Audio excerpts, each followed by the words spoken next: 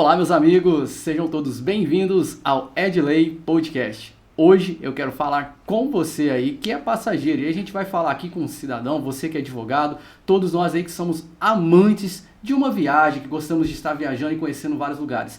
Para falar conosco aqui hoje na bancada do Edley está um convidado especial, ele não é francano, é bem de longe, lá de Teresina, vai falar conosco aqui hoje um pouquinho sobre essa área que é tão relevante e curiosa, né? Porque nós que estamos aí programando, às vezes, viagem, inclusive agora estamos no final do ano, que é uma ocasião muito procurada por todos nós aí para vários passeios no final do ano. Está conosco aqui hoje na bancada de lei, ele que é um profissional extremamente conceituado na área do direito do passageiro, Rafael Araújo, diretamente aqui no Edley hoje na bancada conosco. Eu quero agradecer você, Dr. Rafael, por estar aqui, não só em Franca, né? Primeira vez a ocasião de você estar aqui em Franca, mas também de ter atendido o nosso convite, estar aqui de antemão falando um pouquinho para nós sobre esse direito que é tão amplo. Seja bem-vindo ao Edley e à Franca também. Muito obrigado, eu agradeço também a oportunidade de estar aqui falando daquilo que a gente vive, né? Falando daquilo que a gente ama, que é cuidar do direito das pessoas e, em especial, cuidar do direito do passageiro aéreo. Excelente. E para deixar você um pouquinho intrigado aqui, a gente vai falar depois no final o que trouxe, inclusive, o Dr. Rafael à Franca, né? De Teresina à Franca. É intrigante isso, mas eu quero começar aqui, o Dr. Rafael, como a gente começa com todos os nossos convidados, perguntando a você o que levou você, primeiramente, ao direito e depois, consequentemente, o que inspirou você, quais foram as suas aspirações em relação ao direito do passageiro. Então, a minha paixão pelo direito, vamos dizer assim, ela nasceu de algo muito significativo na minha vida. Por quê? Quem é o Rafael? O Rafael é um jovem, hoje eu tenho 32 anos, mas que há 22 anos, quando eu tinha 10 anos, eu perdi o meu pai e a minha mãe, lá em Teresina, e fui morar com meus avós maternos, lá no Maranhão, uma cidade a 250 quilômetros da capital do Piauí. E fui cuidado pelo meu avô assalariado e minha avó dona de casa. Eu, o irmão mais velho, de uma escadinha de outros meninos. E o que acontece? Nesse exato momento da minha vida, que eu não tinha pai, não tinha mãe, só tinha meus avós ali, os meus irmãos, estudei em escola pública do interior. Ao olhar para a minha condição naquele momento, parecia assim que seria tudo muito difícil. Algumas coisas não foram tão fáceis, mas Deus cuidou muito de mim. Nesse exato momento do luto da minha família, um grupo cristão se aproximou da minha casa, da minha família e cuidou muito bem de mim. Então, eu fui cuidado pela igreja logo ali quando criança, e foi na igreja que eu aprendi a falar, eu aprendi a vestir, eu aprendi a comer. Eu costumo dizer que eu virei gente mesmo, foi sendo cuidado pela igreja. Sim. E na igreja, eu tive uma experiência de rodar o país todo, de pregar evangelho, de sair à rua ali. Fui missionário durante alguns anos, pregando evangelho. Aos 21 eu entro na faculdade de Direito. Quando foi necessário, não, agora é a hora de fazer uma faculdade, eu fiquei pensando, e agora, o que fazer? Só que eu, um órfão de pai e mãe, ou seja, desde cedo ali eu tive que brigar pelo meu próprio direito. Meus avós, quando tinha um problema lá no banco, quando tinha alguma dificuldade, eu fui uma criança que, com 12 anos, eu já li o Código de Defesa do Consumidor. Olha só. Por quê? Porque eu sabia, não, tem algo errado aqui. Eu era aquele menino que puxava na mão da minha avó, e do meu avô, e dizia, vamos lá na Defensoria Pública, porque isso aí não pode ficar desse jeito, não. Então, quando foi a hora de entrar na faculdade, eu pensei, não, a única coisa que dá para mim tem que ser o direito, porque eu já sou ali alguém que procura resolver problemas. E a minha vivência com pessoas na igreja, na pregação do evangelho, me fez estar junto de muita gente e de ser uma pessoa resolutiva. Sim. Então seria o direito, não tinha outra coisa para mim. E graças a Deus... Ou seja, você era especialmente a pessoa que lidava com os problemas para gerar realmente soluções ali. Amava lidar com os problemas. Pronto, é uma coisa que eu costumo sempre dizer. Você que está pensando em fazer faculdade de Direito, você tem que, primeiro, amar pessoas e amar resolver problema. Se você não tem esse perfil, aí vai ser complicado. Então, assim, tem que amar pessoas e tem que amar resolver o problema das pessoas. Porque esse é o nosso papel. Sim. Todos os dias nós estamos em um país continental e todo dia tem milhares e milhares de novos problemas. E as pessoas precisam, graças a Deus, de um advogado. Então nós estamos aqui para resolver o problema dessas pessoas. Excelente. Muito inspirador, inclusive, a sua história. Imaginar por todos os percalços que você passou e ver aonde você hoje está, né? Inclusive, para quem não conhece, a gente vai deixar o Instagram dele para você também aí abaixo, depois para você conferir. É um grande especialista hoje no Brasil, atuando na área do direito passageiro. E há, assim, há uma nuance muito integrante nesse aspecto do direito passageiro, que tem um dado muito relativo que, inclusive, o G1 compartilhou hoje, eu quero começar com esse dado para a gente já falar sobre o direito do passageiro aqui e falar com você, consumidor, de forma geral. No Brasil, nos últimos 4 anos, está tendo um índice de uma média de uma confusão por dia nos aeroportos em gerais, principalmente envolvendo passageiros com voos. Falando especificamente das pessoas que aí se programam para viagens, que utilizam esse meio, inclusive. É um dado, inclusive, da própria Embraer, né, e da Braer, que trouxe essa informação. E eu queria que você falasse um pouquinho, que a gente sabe que realmente existem imprevistos em relação aos voos. E eu queria que você desse uma introdução aqui para a pessoa que é leiga, porque ela acha que devido ao imprevisto, por exemplo, como uma chuva, alguma questão relacionada à naturalidade das coisas, eu queria que você falasse um pouquinho para a pessoa que é leiga, quais que são de fato os direitos que ela pode ter em relação aos imprevistos que eventualmente pode ocorrer dentro da escala de voo dela, e o que ela também tem como, vamos dizer, as suas obrigações em relação aos seus deveres nisso. O que acontece? O dado do G1 diz que é uma confusão por dia, de fato. Só que eu costumo sempre dizer, nesse exato momento, agora, são o quê? 14 horas e 36 minutos, alguém está sendo lesado por uma companhia aérea aqui no Brasil. Olha, pode ter certeza. Eu vou trazer um outro dado para vocês, agora no mês de setembro. 10 milhões de pessoas voaram no Brasil. Foram 8 milhões de passageiros de voo nacional e mais de 2 milhões em voo internacional. Olha só. Nós ficamos no ranking internacional no 4º lugar como país que mais pessoas usaram o transporte aéreo. Ou seja, dessas 10 milhões, somente no mês de setembro, é uma infinidade de problemas. É por isso que eu digo, nesse exato momento, alguém está sendo lesado por uma companhia aérea no Brasil. E aí, respondendo, entrando mais na pergunta que tu fez, o que acontece? Às vezes o passageiro até pode pensar, não, mas foi uma chuva, não, mas foi um imprevisto. Gente, graças a Deus, a gente ainda tem um Código de Defesa do Consumidor, e esse Código de Defesa do Consumidor ainda é ele que estabelece como deve ser a relação entre o consumidor e entre o prestador de serviço ou o entregador do produto. O que acontece? Todas as vezes que o voo for cancelado, atrasado, a mala danificada, a mala extraviada, o impedimento de embarque, que é geralmente o famoso overbook. A pessoa chega lá, eles venderam passagens a mais e não tem espaço ali para te embarcar e te coloca em outro voo. Todas as vezes que acontecer qualquer tipo de problema dessa natureza, você tem direito. Rafael, mas como assim? Eu não vou dizer que... não vou ser um mercenário, porque tem gente que acha que o advogado é mercenário, que ele está perseguindo as companhias aéreas. Só que aí eu vou fazer um contraponto. Quem nunca passou ou conhece alguém que passou pela seguinte situação?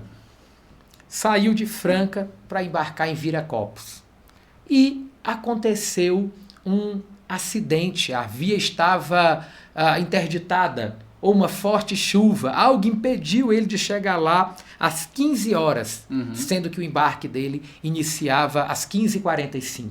Ele já estava de check-in realizado, estava tudo certo para ele embarcar. E quando ele chega lá, ele chega às 15h10. A companhia aérea diz, olha, já fechou a porta, não tem mais como, você perdeu. Mas eu preciso chegar. Tá bom, a passagem do dia está bem aqui, no próximo voo é R$5.000. Ou seja, se por um atraso de 10, 20 minutos eles te impedem de embarcar e te geram todo um prejuízo, deixa todo o ônus para você, por quê? Quando eles atrasam, quando eles cancelam, você não vai brigar pelo seu direito. Então não existe esse negócio de ser advogado mercenário. O que existe é milhares de pessoas sendo lesadas diariamente por companhias aéreas e que esses direitos precisam ser resguardados, pois a responsabilidade ainda é objetiva. Se ela falhou, ela tem que restituir materialmente e ainda uma indenização moral. Muito bem colocado. Traz aqui a equidade dos fatos, né? Porque é o que é necessário que o direito preserve para o cidadão e para a sociedade. Diante dessas intercorrências que você falou aqui, né, a gente percebe que realmente existe muitas intercorrências nesses cenários, colocando aqui um cenário também até mesmo para as graciosidades e as assistências. Quais as assistências e graciosidades, entre aspas, que as pessoas têm direito e quais assistências que realmente, vamos dizer, as próprias agências devem prestar e que principalmente o consumidor tem que estar atento a elas? A regulamentação da ANAC, ela diz o seguinte, que a partir de 1 hora, você já tem ali direito à internet, comunicação. Só que isso aí, gente, eu considero mimimi. Porque em todo aeroporto hoje tem internet de graça. Então isso aí já é aplicado logo no início. Um outro é que a partir de 2, 3 horas, você já tem direito à alimentação.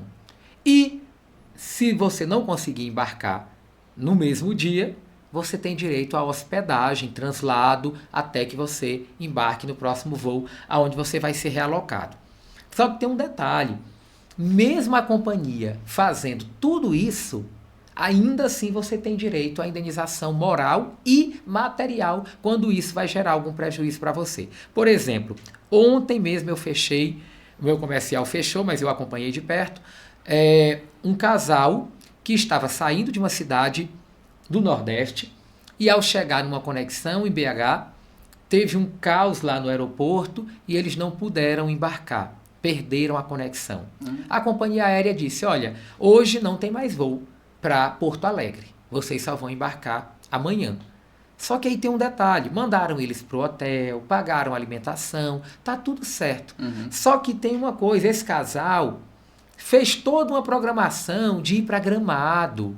Era uma viagem ali a passeio, uma viagem romântica do casal. Eles perderam uma diária de hotel em Gramado, eles perderam passeio em Gramado, então bagunçou toda a programação. E aí quem vai garantir isso? Então não existe esse negócio de ter, não, mas eles me deram hotel, eles me deram alimentação. Tudo bem, isso é dever deles, isso aí não é favor. Então, mesmo quando eles fizerem toda essa prestação de alimentação, de hospedagem, existem outros prejuízos que eles também precisam arcar, que é justamente todo o dano material que vai gerar e também uma boa indenização por dano moral. Muito bem colocado. Porque nesse caso tinha-se o lado principalmente moral, né? Do planejamento, do aspecto do que eles tinham para vivenciar. Dentro disso, né, há também aqui uma dúvida que eu já senti de algumas pessoas e já percebi em relação principalmente a agências que fazem os próprios planos, né? Essas agências que fazem os planos, teve alguns casos que eu já ouvi muito e foram diversas vezes que eu vi esses casos, de pessoas que fazem lá sua aquisição do seu plano, né, do seu pacote para determinada localização que ele eventualmente escolheu, e aí eventualmente acontece alguma ocasionalidade da pessoa que ela programou de ir não poder ir e ela tem que pagar essa parte da pessoa e a pessoa não. Como que o direito lida em relação a essas agências que fazem esses planos, esses pacotes? Porque em alguns casos eu percebi que o consumidor ele fica totalmente à mercê, ele tem que sofrer aquele dano porque a pessoa ela assume às vezes a responsabilidade por uma pessoa e no caso ali depois ela não consegue honrar aquela daquela pessoa e aí a agência não consegue modificar o plano dela. Como que a pessoa pode ter uma cautela em relação à aquisição de planos com as agências? O que acontece? Essa questão da aquisição do plano, tu disse um plano coletivo, onde ali 4 pessoas resolveram comprar todo um pacote. Vamos colocar de 2 a mais que já dá uma responsabilidade. Pronto. E aí uma delas não está arcando com a sua parte. Isso. O que acontece? Mesmo sendo um contrato dessa forma, se tem 2 ou mais passageiros, aquele que está pagando tem que ter o seu serviço garantido. Sim. Acabou. Se o outro não está pagando, aí é responsabilidade da agência se resolver com ele. Ela não assumiu a responsabilidade de fechar um contrato coletivo, onde cada um vai ter a sua prestação de serviço, mesmo sendo a mesma prestação. É o mesmo voo, é o mesmo hotel, tudo bem, mas um está honrando. Sim. E ele tem direito. Sim. Então, assim, tem que observar isso. Uma outra situação que... A nuance e o atenuante que eu percebi nesses casos, que foram pelo menos uns 10 que me falaram, é que às vezes a agência, ao perceber isso, ela coloca ou contrata, às vezes, um nome estipulado para uma pessoa só.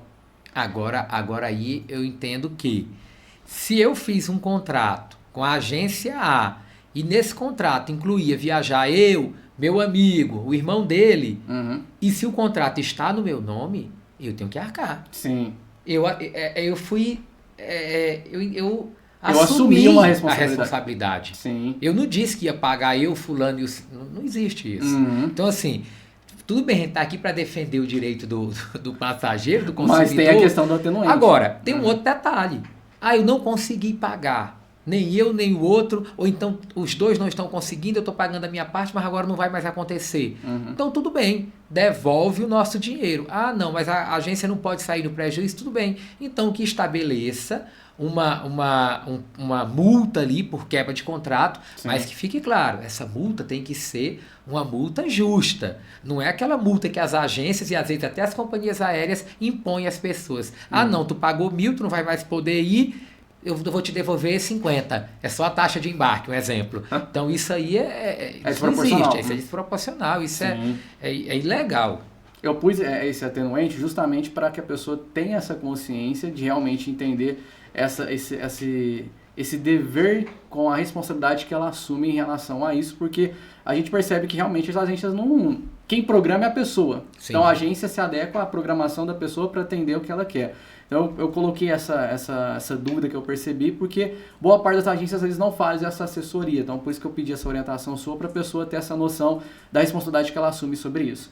Mas passando aqui para um ponto já quase que final do nosso bate-papo, que é um assunto bem amplo e não dá para a gente em 20, 25 Sim. minutos abordar tudo. Mas eu queria que você falasse, deixasse uma mensagem aqui em especial, como que você viu a transformação e as oportunidades que o direito, principalmente dos passageiros, concedeu a você como advogado. Você bem colocou que você sempre foi uma pessoa que teve uma paixão por lidar e estar com pessoas e conviver com pessoas e também lidar com os problemas das pessoas. O quanto que você hoje coloca o seu sentimento em relação às oportunidades que o direito, e em especial hoje o direito do passageiro, te concedeu? Uma coisa que eu costumo sempre dizer é que existe uma máxima, uma falácia, que o direito está saturado, que a advocacia está saturada. Não está.